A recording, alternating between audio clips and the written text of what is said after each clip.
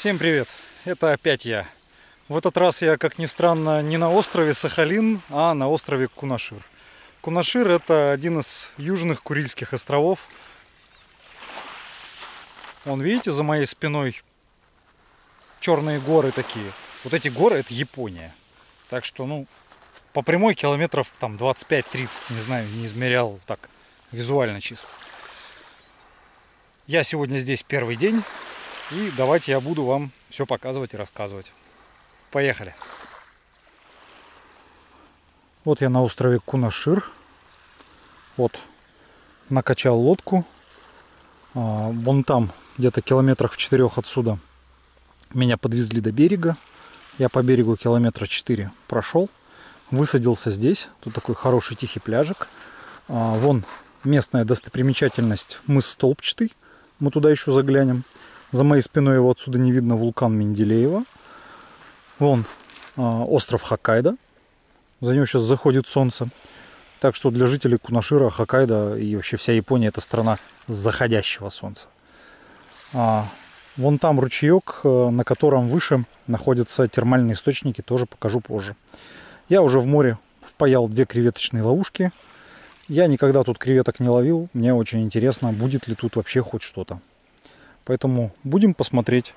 Вот мой весь нехитрый скарб. Точнее не так. Очень хитрый скарб. Из-за того, что я вот езжу с лодкой, с удочкой и с ловушками. Вещей у меня больше, чем обычно, когда я вот просто туристом хожу. Так что вот приходится все это как-то таскать, как-то терпеть. Утро второго дня. В принципе, ничего не изменилось. Все тоже море. Все те же сопочки вокруг. Вчера залез в море, купался просто до изнеможения. Вода прохладная, но для сахалинца бомба.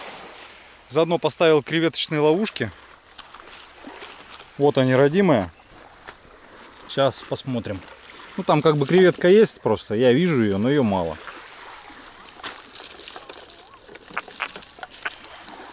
Ничего себе. Это, ребят, хорошие слоны. Прям хорошие. Креветки очень мало, но в основном здоровая. Здесь я вижу уже та же история. Креветки мало.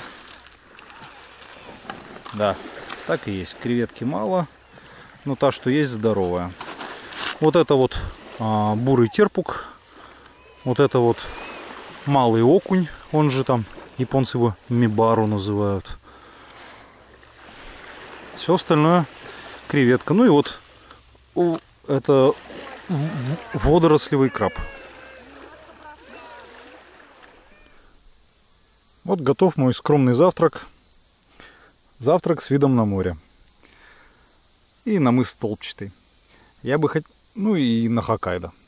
Я бы хотел сказать, что я завтракаю в тишине, но вокруг стоит такой рев цикад, что просто офигеть. Вот эти вот все соседние холмики, сопочки, они вот как будто усеяны цикадами. Вот стоит постоянный вот неумолчный шум. В принципе, я уже привык. Вот, наслаждаюсь морем и не парюсь насчет этого дикого рева. А вот так должна выглядеть идеально почищенная креветка. У меня так получается, далеко не каждый раз. Это где-то каждая 10-я вот так вот с хвостиком вот с таким вот выходит. Это ее бивень. То есть так мягкая часть тела внутри бивня. Вот что должно остаться в очистках. Это лапы, сверху лап жабры, панцирь и хвостик. А вот все вот это вот мясо изнутри просто взять вот так вот и съесть. Это офигенно. Вот сейчас вот в кадре горбуша разорванная, и у горбуши отъедена голова. Голову отъел медведь. Это в горбуше самое вкусное для него. И когда еды много, он обычно только ее и отгрызает. Я вот сюда пошел за водой. Там вот ручеек. И вот еще тут по ходу дела тоже вот следы трапезы. Скорее всего так, не ел, а баловался. А вон это остатки, скорее всего, какого-то медведя, который все-таки допрыгался. А вон в море видно, это та горбуша, за которой они, собственно, сюда ходят. Видите, вся вода возле берега рябит. Это все горбуша. Это все рыба. Сейчас поближе подойдем. Еще недавно на Сахалине такое было за здрасте встретить. Сейчас, к сожалению, все меньше и меньше. А здесь вот видите, вот она. О, разбегается. Побежала, побежала, побежала, побежала. Она в море здесь, ну, неспроста стоит. А вон там вообще осталась, даже не двинулась. Дело в том, что здесь течет ручей. Она чувствует пресную воду и пытается искать эту реку. Ей вот сейчас невдомек, что вот в этот ручей даже, ну, зайти нельзя. Он маленький. Но она все равно продолжает стоять в надежде, что вдруг... О, вот сейчас вот сама выпрыгнула. Ну, сейчас вот эта рыба выпрыгнула сама. Сейчас вот ее можно брать. Но мне она не нужна, я ее постараюсь отпустить. Она сейчас... Тихо, тихо. Уй! Ё-моё, еще и обрызгала. Это самка. Это самка с икрой.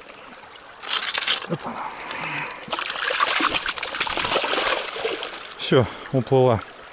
А вон видно уже то ли остатки Мишкиной еды, то ли уже птицы порезвились. И вон она вот вся вот далеко не ушла. Вот невод. Здесь эту рыбу ловят промышленным методом.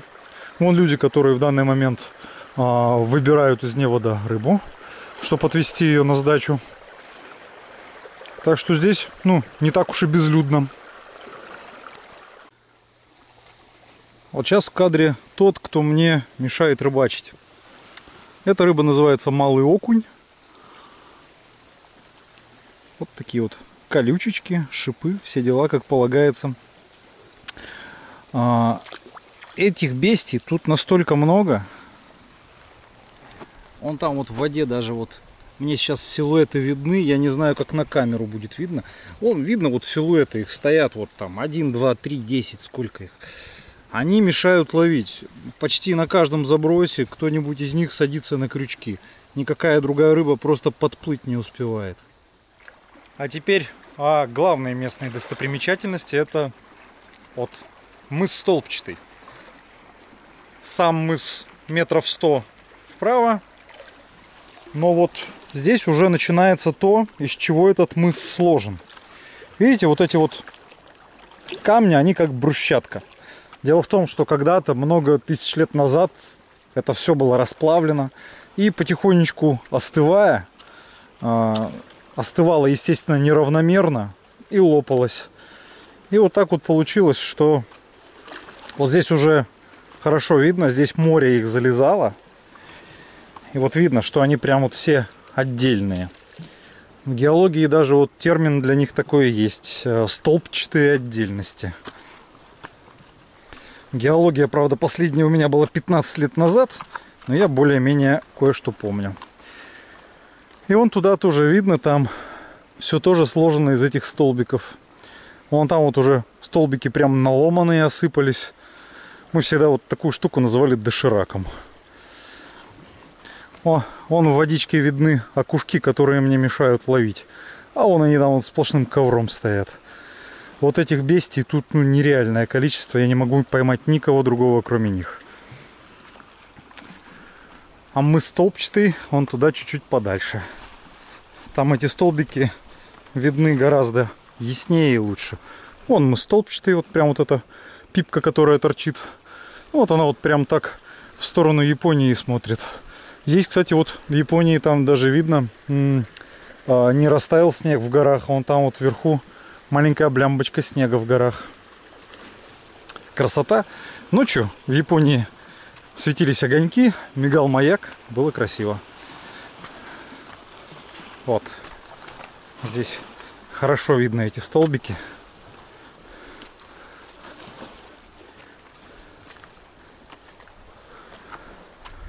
Здесь вот все как брусчаткой. А там, где эти столбы видны во всю вертикаль, вот просто видите, они там очень большой высоты.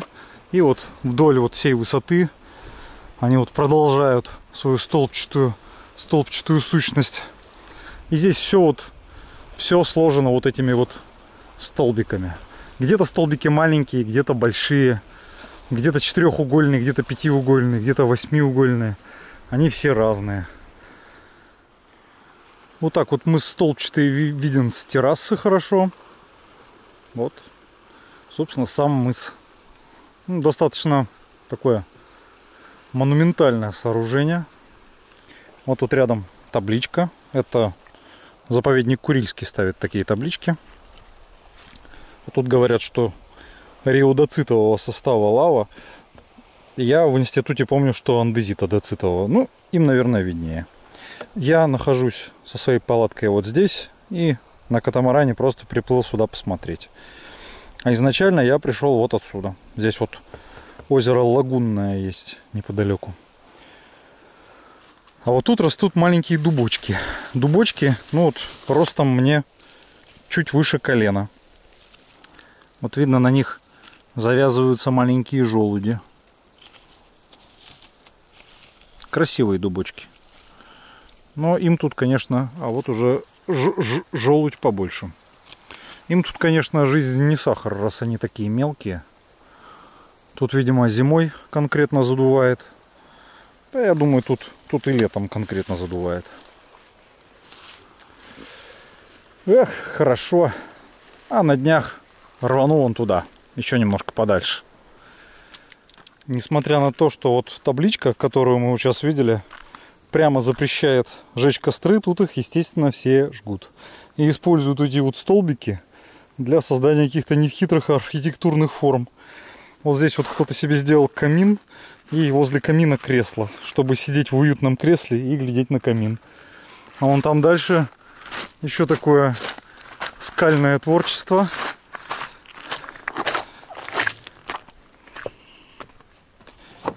Некто признался в любви некой Лине или, возможно, Алине, но просто отвалился кусок. Ну, будем считать, что Лина.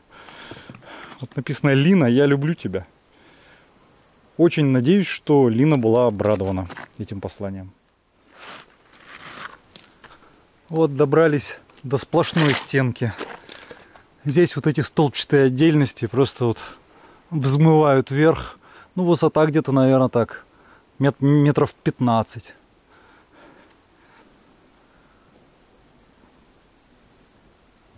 Вот так вот они видны снизу. И здесь вот видно, что вот эти вот, допустим, столбики уже готовы отваливаться. Но это не страшно, там на смену им новые столбики внизу торчат. Сейчас я вам покажу картину, почему здесь нереально рыбачить. Вот видите, воблер. Окунаем его. Так, к нему, вот видите, к нему уже, видите, за ним уже плывет рыба, и уже аж из воды за ним выпрыгивает. Опа! Вот скажите мне, как тут вообще ловить какую-то другую рыбу, когда тут вот только это, да еще и такая агрессивная. То есть, я просто... Ой, так, вот чуть-чуть стоило проворонить, уже попался.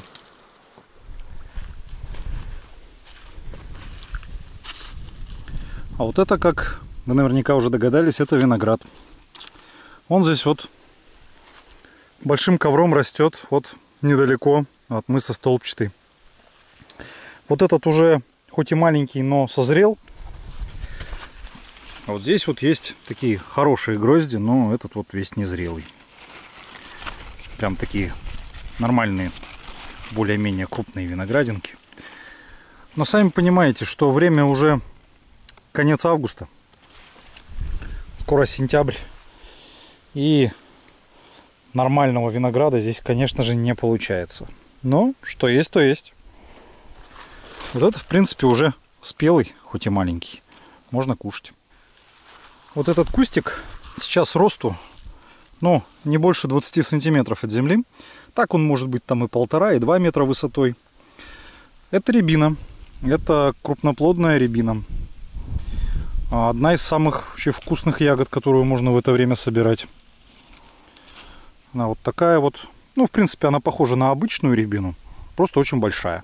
И, ребята, она вкусная. Она капец какая вкусная.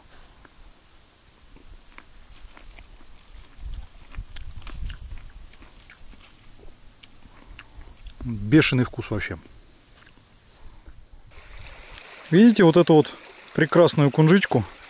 А вот теперь посмотрите на ручей. В ручье воды по щиколотку. В ручье, ну, можно сказать, вообще нет воды. Вот тут слияние двух маленьких ручейков. Ой, все, сама спрыгнула, сама ушла. Нет, не ушла. Придется подталкивать. А, не-не-не, нормально. Ну-ка. Давай. Все, уплыла. И рыбы там, ребята, вообще хватает. На Сахалине еще лет 20 назад такое было. Сейчас нет. Вот это следующая достопримечательность Кунашира. Вон там вот из того отверстия сюда течет ручейком кипяток. Вот видите, вот какие-то белые полоски. Ай, горячо. Это белые полоски, это то ли какие-то водоросли от кипятка появляются, то ли еще что-то. Но дальше этот ручеек плывет вниз. Видите, вот водопадиком сбегает. Вот тут еще ручеек. Вот тут еще ручеек. Вот просто видно, вот из-под земли шпарит. Эти ручейки, видите, кто-то тут заботливо положил камешков, чтобы ручейки текли куда надо. Вот ручейки впадают в обычный, самый обычный ручей. И делают здесь воду, соответственно, горячей. Но часть воды отведена вот сюда. Вот видите, тут периодически можно встретить какие-то дамбы. Вот опять горячий источник. Кто-то даже вот металлопрофилем помог ему течь. Вот сюда течет самый натуральный кипяток. И здесь вот этот кипяток вот сгоняется, так сказать, вот в эту ванночку. Вода здесь, по идее, должна быть, ну-ка. А, да, горячая. Но не кипяток. Здесь уже можно сидеть. Вы видите, в воде полно плавает какой-то ерунды и пузыри. Так вот здесь образуется грязь. Вон там вот грязи больше. Она считается лечебной. А чтобы эту воду, кипяточек иногда разбавлять, вот здесь очередная такая вот арык такой прокопан. Вон там очередная дамбочка. И часть холодного ручья отводится сюда. Уже заранее люди посмотрели, рассчитали, какая вот часть ручья нужна, чтобы там вода была достаточно теплой и не кипятком. И вот, пожалуйста, купайся. Она лечебная. И я хоть и не болею, но я сейчас здесь тоже искупаюсь. Вон видите, выше впадает кипяток. А вот здесь вот сейчас под этот камешек спрятался краб. Да, точно. Крабик. Ну, какой быстрый, прыткий. И у нее лапы, если можно заметить, поросли вот этими белыми водорослями, которые мы видели. То есть вода здесь, она вот сейчас вот я трогаю, такая тепленькая. Но живности это не мешает тут спокойно себя чувствовать. Вон там я выше даже рыбу видел. А вот и разъяснение от Курильского заповедника. Температура 80 градусов Цельсия. А это были не водоросли, а отложения нитевидной серы. О как. Показаны тем, у кого костно-мышечная, нервная система, гинекология, болезни кожи, заболевания вен. Так что, в принципе, можно просто так, даже если ты здоров, туда бежать, и все будет хорошо. А с берега совсем не похоже на Кунашир. Клюет очень маленькая кунжа. Я думал, тут с берега должна клевать посерьезней. Но что-то вот пока прям вот... Это, конечно, маленькая, была чуть-чуть побольше. Но, в принципе, вот такой вот красивый доконтактик. Вот клюнула побольше, но пока все равно размер оставляет желать лучшего. Ну и без мибариков, конечно, дело не обходится. Обычно по одному. Вот тут вот, видимо, один у другого пытался отобрать добычу прямо изо рта. Вот так вот они могут. Сейчас утро третьего дня. Я стою лагерем вот здесь. А в настоящий момент я нахожусь вот тут. Это дорога, связывающая два главных поселка Кунашира, Южно-Курильск и Головнино. И сейчас я собираюсь вот по этой тропе подняться на северо-западное поле. Это склон вулкана, и здесь большое поле, где из отверстий в земле шпарит раскаленный газ и сера. Так что посмотрим, что у меня получится. Ну, а потом, естественно, вот сюда назад. Вот не могу не заснять характерный для этих мест пейзаж. Вот вы сейчас видите просто вот ровную зеленую такую вот лужайку. Это на самом деле тропинка. Просто над тропинкой очень густо сомкнулся бамбук. Вот. Внизу тропинку видно хорошо, а сверху тропинку не видно совсем. Когда еще сухо, идти тут нормально, но если капает дождик, весь этот бамбук моментально сделает вас мокрым до трусов. Это типично вообще для Курил, для Сахалина. Вот такие тропы, заросшие бамбуком.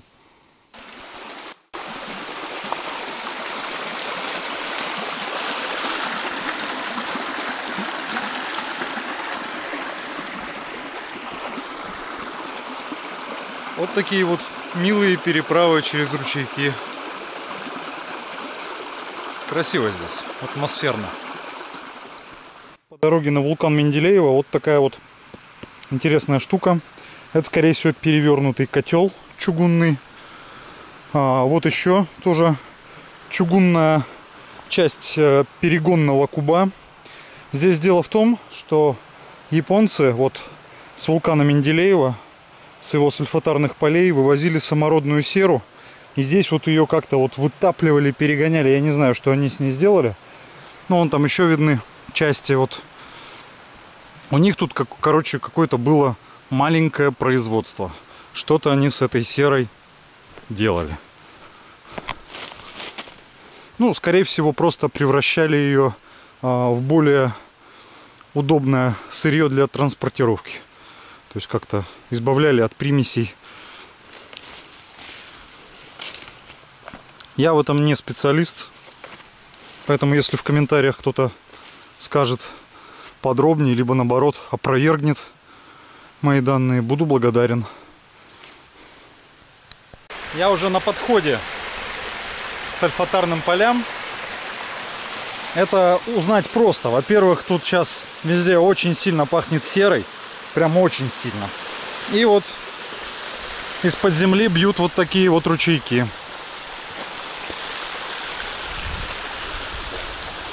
Вот просто отверстие в земле. И вот горячая водичка течет. Все это белое, это отложение серы. Вот здесь вот то же самое. Просто вот из-под земли бьет. А вон там вот, ну, вполне себе нормальный ручей течет. То есть вот ручей уже обычный, холодный, с обычной чистой водой. Мне сейчас вон туда вверх. Там сульфатары. Я пришел вон оттуда. Вон там даже вдалеке видна дорога, откуда я, собственно, здесь появился. Вот тропа. И вот это вот поле. Вот туда же поясняющая табличка. И что характерно, вот здесь табличка говорит, что запрещается ставить палатки, разжигать костры и находиться долгое время. Но, естественно, наш человек такого не очень понимает, поэтому тут вот сразу несколько следов от костров. Если посмотреть туда дальше, там следов от костров уже нет. Потому что там вообще не стоит их жечь. И здесь их не стоит жечь, но люди же не любят, когда им что-то запрещают. Поэтому если жечь, то прямо в месте запрета. Вот видите, откуда дым шпарит. Сейчас пойдем смотреть туда. Вот уже помаленьку начинается. Вот одна из первых сульфатар. Просто отверстие, откуда шпарит газ. Вот какой-то добрый человек туда кинул влажную салфетку. Мне туда руку сувать что-то не очень хочется. И тут вот кругом повсюду самородная сера. Видите, вот такие вот маленькие желтые камушки. А вот эта маленькая, она вон к той большой, которая шпарит. Вот еще одна из сульфатар. Как видите, такой вот холмик из серы. Сбоку отверстие, откуда прорывается газ. Выглядит так достаточно импозантно. И вот там вот вдалеке, по-моему, тоже что-то в таком духе. Она вон туда. Вот главная достопримечательность этого фумарольного поля. Ее тут называют сальфатара ревущая. Ну, не сказать, что прям ревет, но такой.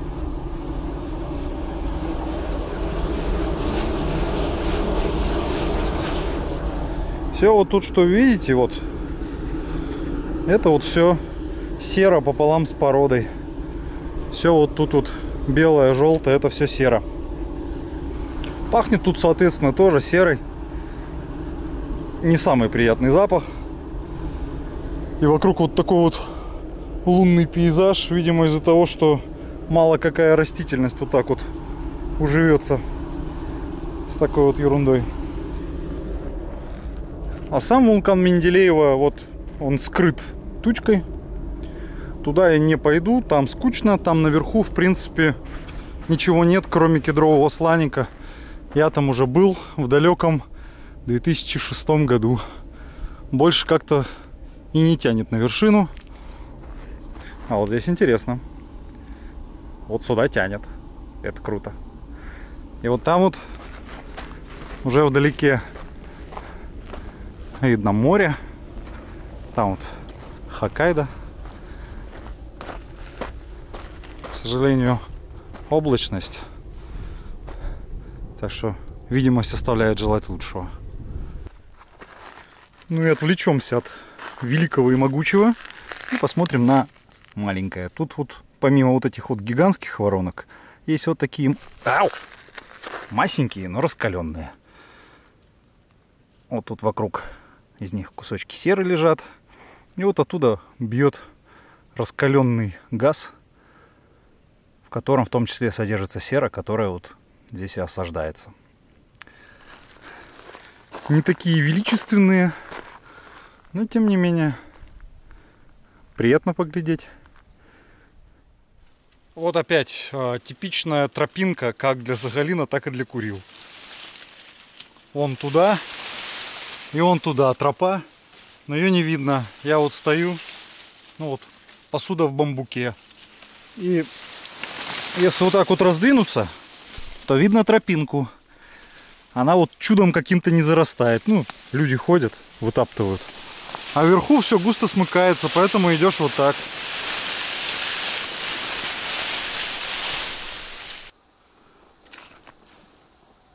Любопытная растеница.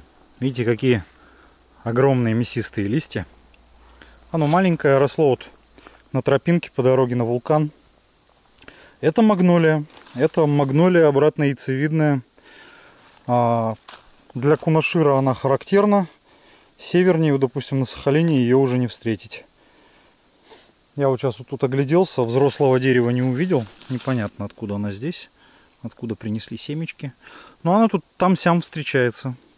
Единственное, вот так вот, что прям на тропинке и маленьким кустиком, такого не видел. Вот чего только на Кунашире нет, даже магнолия. После вулкана захотелось чего-то вкусненького. Я вот надолбал горбуши и решил сделать икры. Ну и вот отдельно вот нарезал мясо. Сам столько не съем, но рядом со мной остановилась большая группа из Москвы. Человек 10, может больше. Так что вот это на всех. Сейчас уже дело идет к вечеру.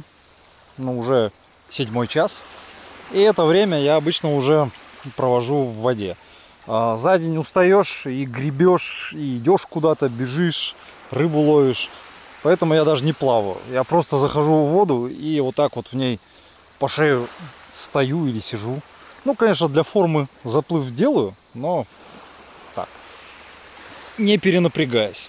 И вот тут, вот в этом море, с видом на мыс Столбчатый, это, конечно, вообще волшебно. Сам себе завидую в такие моменты. Красота. А вот там Хоккайдо, а у них облака, а у нас солнце. Причем 3-й день подряд жарит, как черт знает что.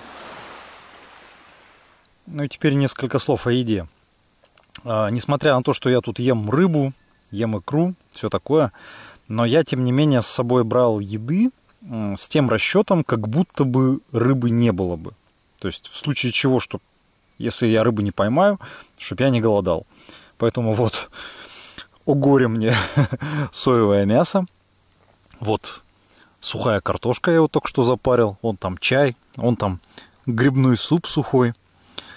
И вот самое главное. В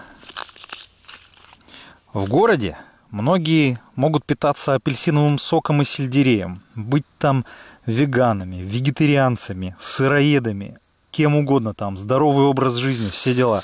В походе вот майонезик, ну вот этот и то это майонез, просто на них там какой-то там сырный, постный, это все ерунда, это все один и тот же майонез. Майонез на природе — это вообще первое блюдо. Вот первое, что должно быть в рюкзаке. Дальше, я вот не сладкоежка, но тем не менее, ну я в принципе вообще сладкого не ем, но на природе я обязательно вот беру какое-нибудь варенье, обязательно сгущенное молоко. Причем вот самое лучшее вот это белорусское, рогачевское молоко. Я без него на природе вообще и дня не протяну. Поэтому такая полевая кухня — это вот соевое мясо, мазик и сухая картошка. Ну вот еще в пакете сухая лапша. Так что здесь не только разносолы, но и здесь вот такая суровая кухня.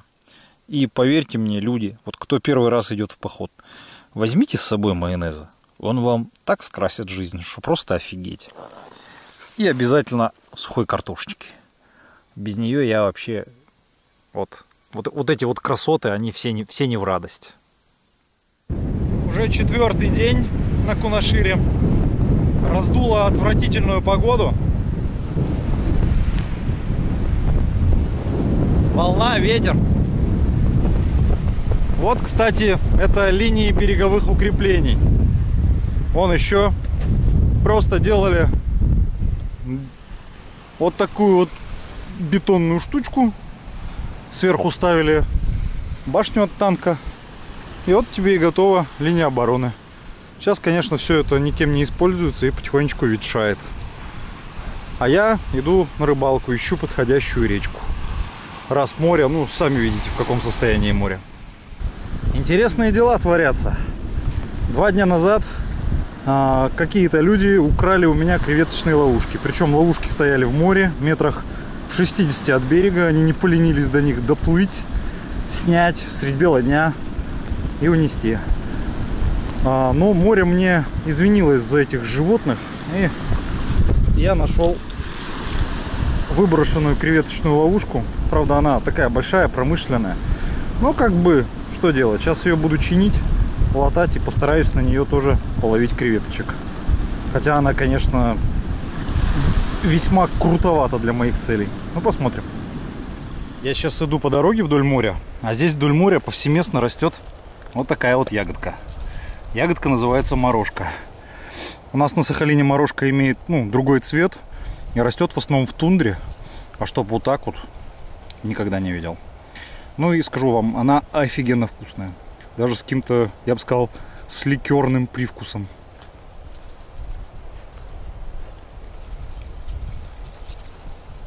Грандиозная ягода. Просто грандиозная. И ее много. А вот попутный ручеек. Видите, сколько в маленьком ручейке, сколько здесь рыбы. Вот тут все бурлит от нее. Видите, вон там вот. Он стоит спина к спине, там места нету для рыбы. Это все вот такой вот ручеек. Маленький коровий брод. В один шаг можно переступить. Рыба набилась под жвак.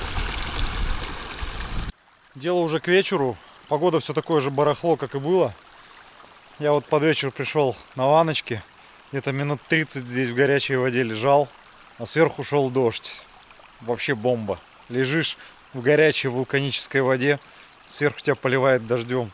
Просто супер. Ну и тут как всегда. До меня тут были какие-то ребята. Вот видите, вот плакат. На плакате написано: берегите природу от огня. Запрещается разведение костров. И вот прям вот здесь мне пришлось заливать эти угли. Они были еще, ну они еще раскаленные были. Пакетик с углем и бутылочка с розжигом для угля. Ну, красавчики. Где еще разжечь костер, как не под табличкой? Ну, народ, а. Количество икры. Прямо туда вот она. Как тебе приложить вот так? Ну, все. Хороша и корка. Хорошо. А можно одну штучку? Макарка. А я делаю рубленые котлетки из горбуши. А вот салатик с капустой. Красота. Ты фотоешь или видео? Давай перевернем.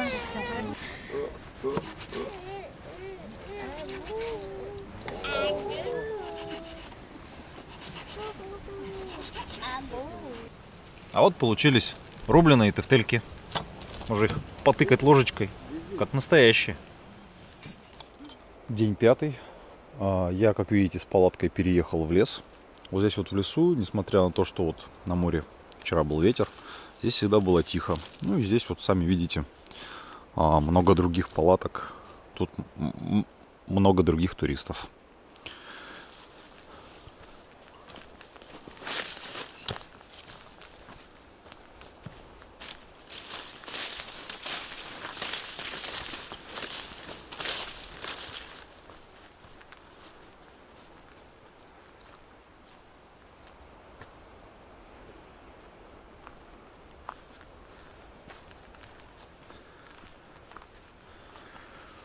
Вот мой стандартный завтрак. Каша и чай со сгущенкой. А сегодня у меня по плану кальдера вулкана Головнина. Вот сейчас я стою на краю кальдеры. Ну, говоря простым языком, переводя с научного, кальдера означает, что вулкана как такового уже нет. Вот видите, вот озеро, рядом вот еще маленькое, а вокруг вот такой цирк из гор. И вот теперь представьте, что визуально нарастите эти горы до вулкана, то есть постройте конус на основе этих гор. И представьте, что просто вот этот вулкан взорвался. Он взорвался 40 тысяч лет назад. Вот эти вот горы кольцом так и остались. В центре образовалось озеро горячее, и вон там вот маленькое озеро кипящее. А потом вулкан все еще продолжал что-то пыхтеть, и вон, видите, два маленьких конуса в центре все-таки еще выросло. Но они как бы сильно далеко не пошли. И вот сейчас мой путь туда, вот вниз, на самое дно вот этой кальдеры. А вот там вдалеке, видите, вот светлая полоска. Светлая полоска — это взлетно-посадочная полоса аэропорта Менделеева. А прямо над ним вулкан Менделеева. Это где вот я недавно был, показывал вам серные вот эти вот газовые сальфатары. Сейчас вот туда вниз по тропиночке. Вот я на берегу озера Кипящее. Само озеро, как вы можете видеть, не кипит, зато кипит все вокруг озера. Вот идем, вот булькает. Он оттуда аж вообще доносится гул бульканья.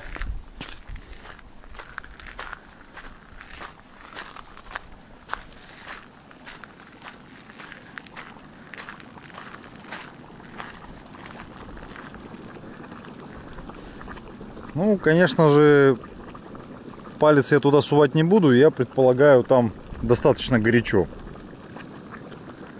Булькает оттуда горячая вода. И здесь вот отовсюду все потихонечку сочится. Вот видите, вот отверстия такие же, как на вулкане Менделеева. Вот все булькает, все кипит. Каждый сантиметр напичкан каким-то кипятком. Давайте обойдем повыше. Вот еще шмякнусь и сварюсь. Ну вот, скорее всего, вот кто-то шмякнулся. Скорее всего, тут вот была корка, и кто-то эту корку с собой продавил. Потому что вот очень-очень похоже на это. Поэтому надо быть осторожным. О, видите, вот, какие прикольные фонтанчики. Каждый метр шипит и булькает. Так, сейчас вот осторожненько подойдем. Вот тут, даже не знаю, как это назвать, лужа, не лужа. Ну, а вон там точно лужа. Все это кипит. Вот это вот место в путеводителе названо чертовой сковородкой. Ну вот это на сковородку не очень похоже, а вот это вполне себе похоже.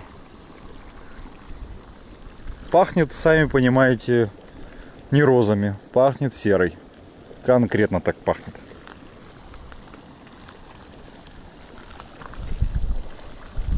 Бурлит тут все конкретно. Само озеро кипящее, ну, я бы сказал, тепленькое. Даже не очень горячее. И когда-то, я помню, вот здесь вот на берегу в 2006 году были остатки якоря. Этим якорем тут искали погибшего человека. По-моему, даже не нашли. И якорь вот тут вот стоял в назидание потомкам, ну, чтобы как бы никто не рисковал там купаться. Потому что вода, в принципе, как бы температурой позволяет. Но вот плывешь ты, вдруг резко со дна выброс газа, задохнулся, утонул. Либо со дна выброс кипятка, обварился, утонул. Ну, еще какая-нибудь неприятность. Вот так и живем.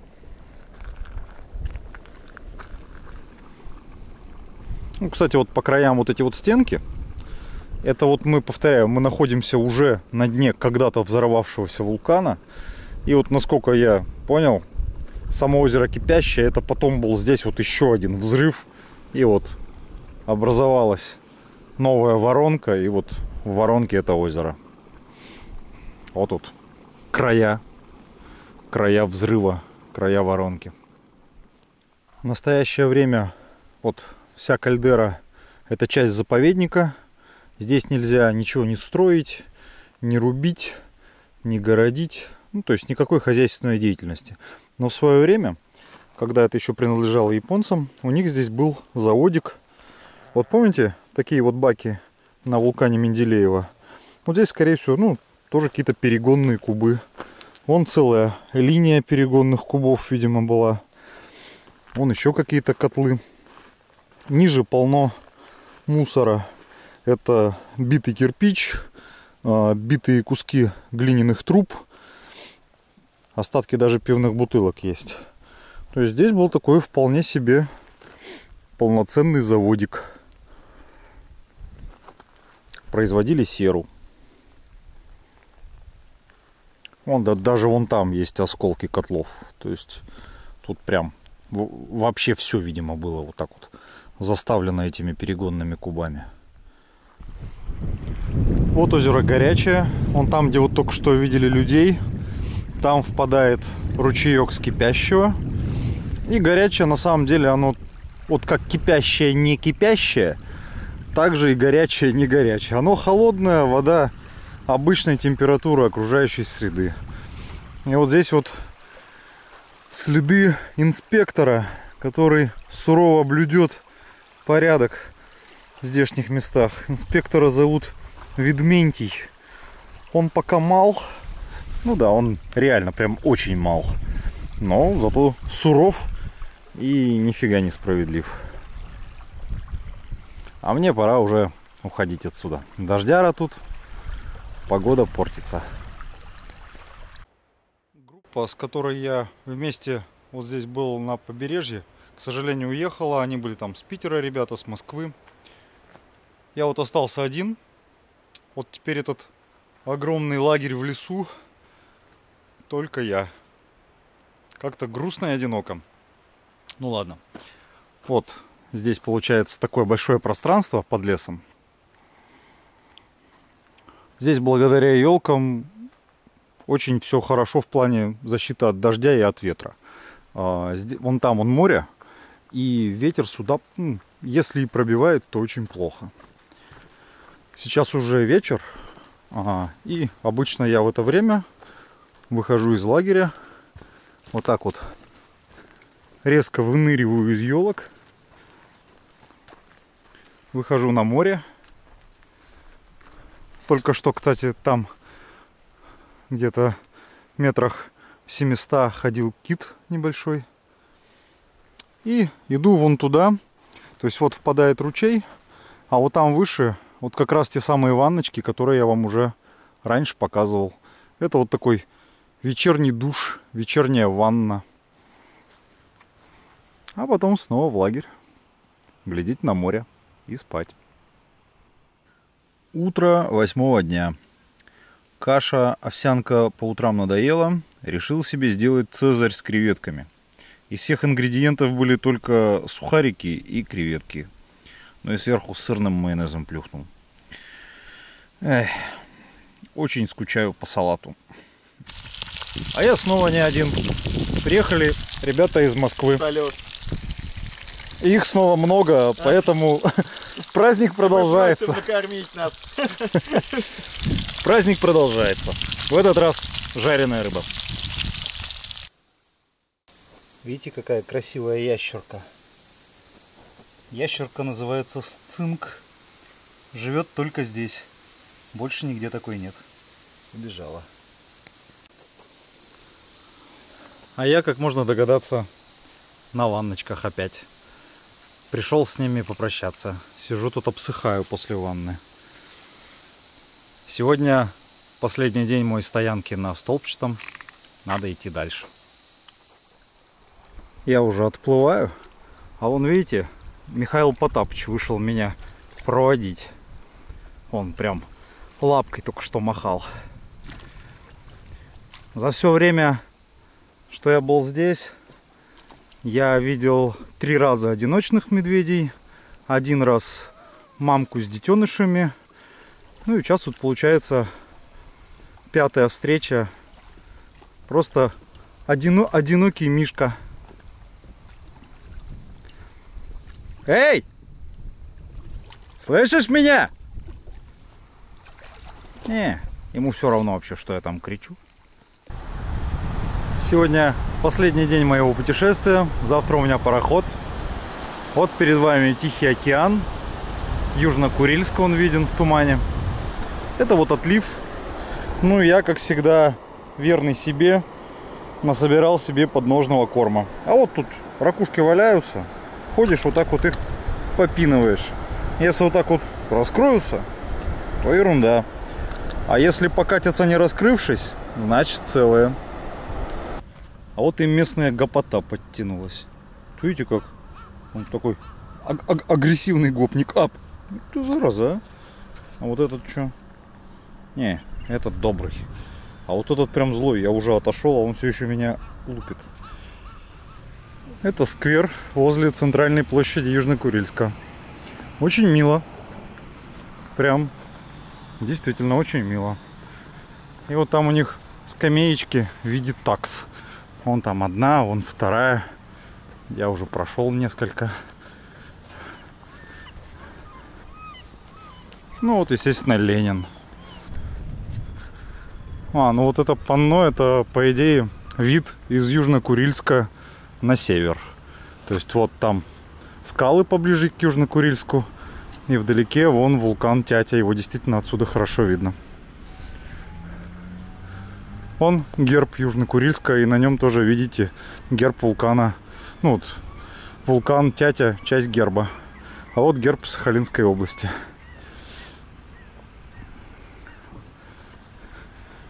А вот и такса.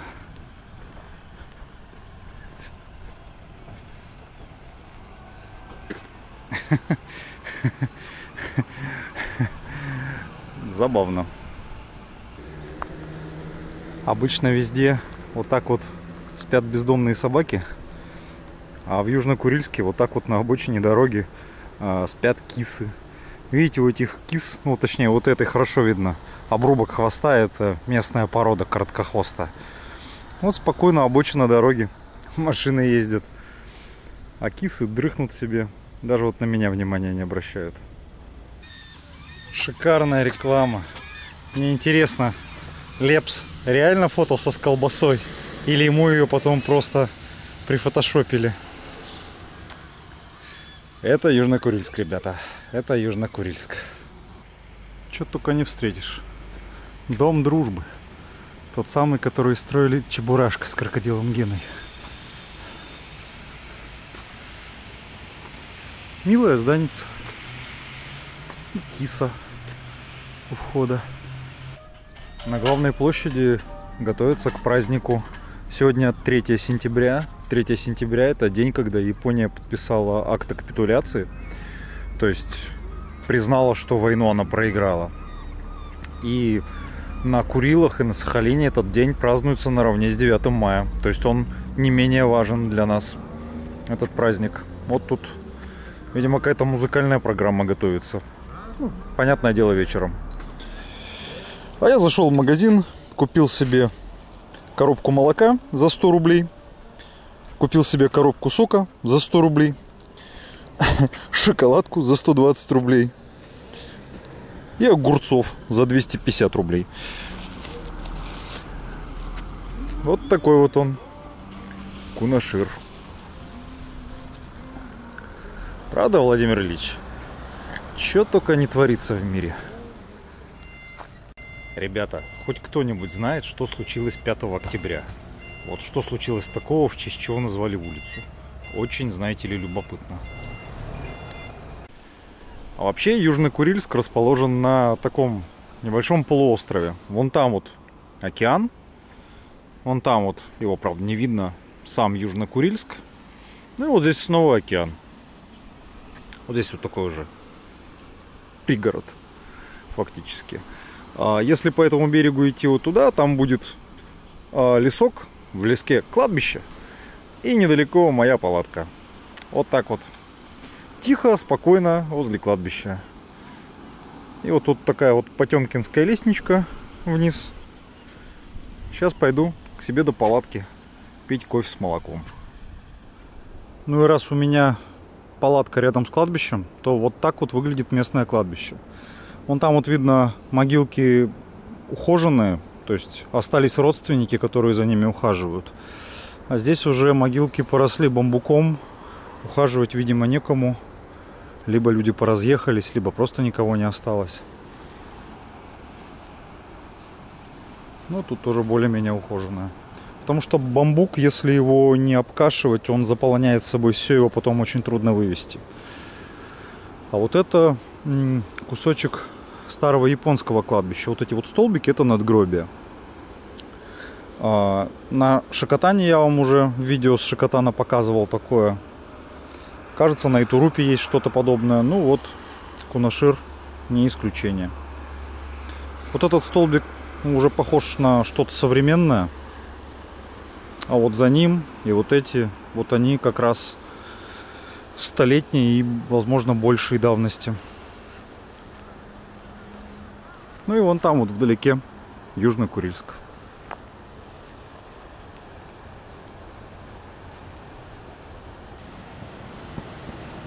Я сейчас возле своей палатки на берегу моря. И вот наблюдаю, как в Южно-Курильске дают праздничный салют в честь подписания мира с японцами.